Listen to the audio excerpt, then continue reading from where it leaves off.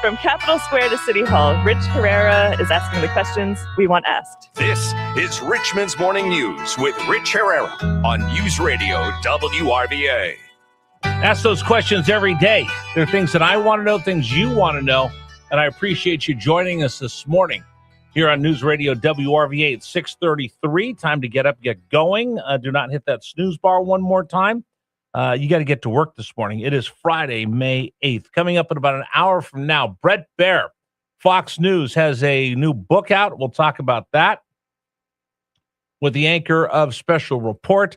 Governor George Allen joins us on the program today. We'll get updated from him on what's going on with gerrymandering and redistricting. And Dave Saunders comes by the program later today, and he'll tell you what's going on in Richmond this weekend. But I did want to bring something up, and we kind of debated, but I just, darn it, I feel strong enough that I need to speak up on something that I've seen going viral, and that's another stupid thing coming out of the mouth of AOC. In case you didn't hear this, she goes to the podcast and she rants and raves against billionaires. Take a listen. There's a certain level of wealth and accumulation that is unearned, right? You can't earn $1 billion. That's right. You just can't earn that. That's exactly correct. You can get market power. You can break rules. You can do all sorts of things. You can abuse labor laws. Yep. You can pay people less than what they're worth. Yep. But you can't earn that, right? That's right. And so you have to create a myth that since you didn't earn that, you have to create a myth of earning it. You remember when Barack Obama said, you didn't build that, you didn't do that? This is a mindset on the progressive left that I wish we could just wipe out. I wish we could have a conversation and tell these people logically, you know that envy is a sin.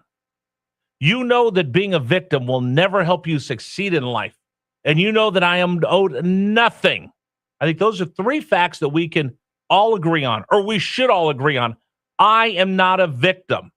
I'm not a victim. Nobody else put me in this position. I'm responsible for myself. That's part of being an independent. That's part of being a human being. I'm responsible for myself.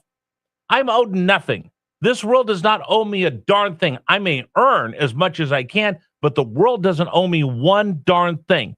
And third, envy's a sin. You're going to sit there and look at somebody else and just envy everything they have and say, well, why don't I have that? They must have cheated. That's not going to get you anywhere. That's why envy's a sin.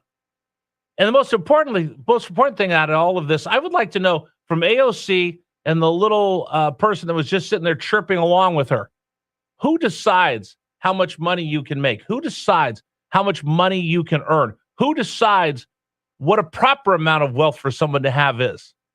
Is it you? Do you get to impose your will upon me?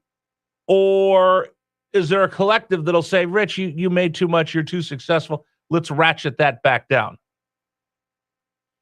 You see, I was always told that if you worked hard, you can succeed, you can get ahead. I was always told that was part of the American dream. I was always told that, you know what, Rich, and I talk about my family all the time because I love them and I'm proud of them. And I'm proud of the fact that they raised themselves up from the bootstraps, worked hard, and gave me an opportunity. And that's all they gave me was an opportunity.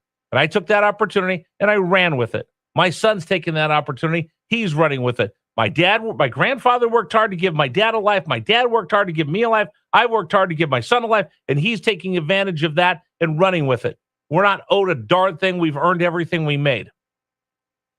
But right now, somehow, some way, this perverse thought has got into the American psyche. And you hear AOC sitting there and then the other person kind of chirping, If you make a lot of money and you're successful, you are evil. You probably cheated someone to get there. Very interesting how they decide who cheated someone to get there. Elon Musk, obviously you cheated somebody to get there. Billionaire giving a bunch of money to the DNC, well, you're okay. You see, if that was the case, the Democratic Party wouldn't take billionaires' money, would they? They wouldn't take wealthy people's money.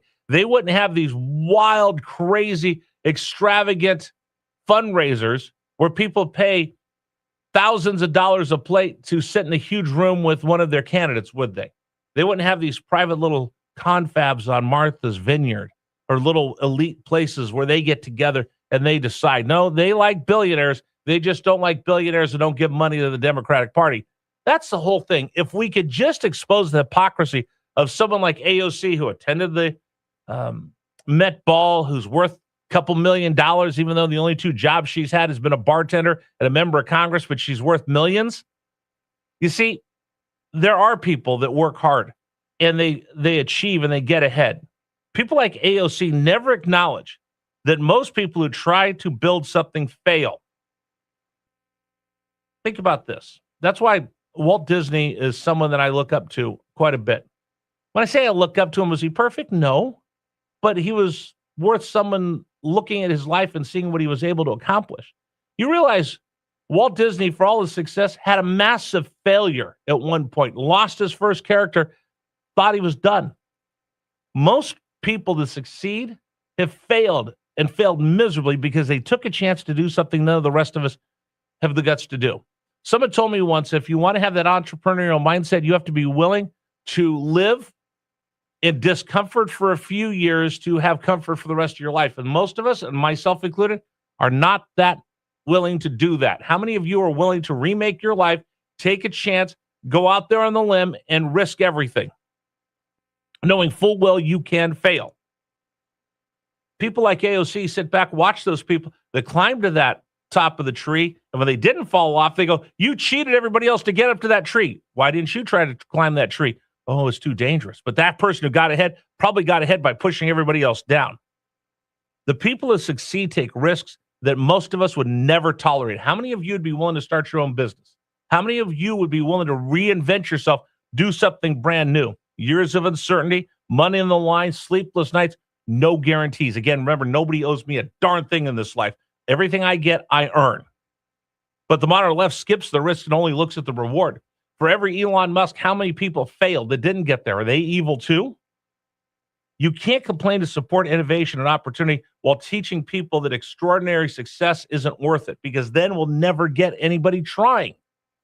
Maybe that's her message, is being a democratic socialist. Don't try to get better. Don't try to improve your family's life. And if anybody else does, then they're evil. That way we can all be miserable together. See, a couple things in this. I really want to know who decides how wealthy can you get. And I get it as someone in the middle class, and I'm feeling the squeeze just the way you are.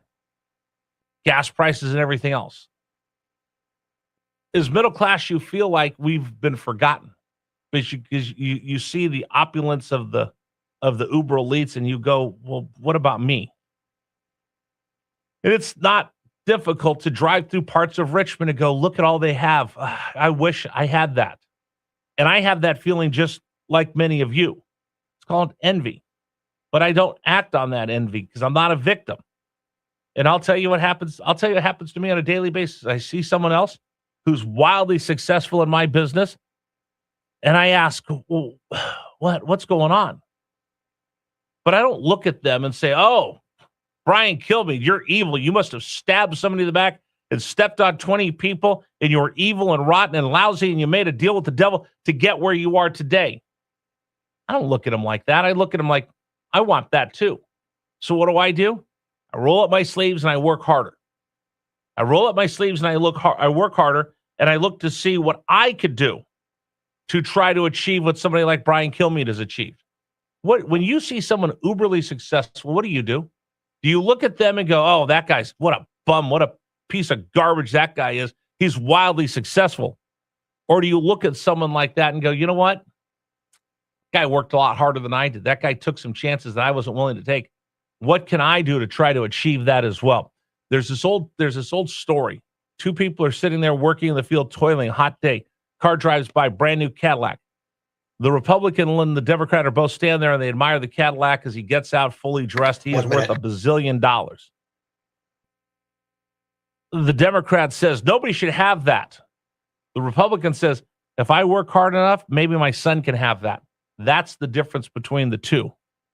And the fact that AOC and this mindset has gone mainstream is deeply disturbing to me. So let me ask you this. When you see people that are uberly successful, Do you hate them, or do you ask, how did they get there, and what can I do to achieve that as well?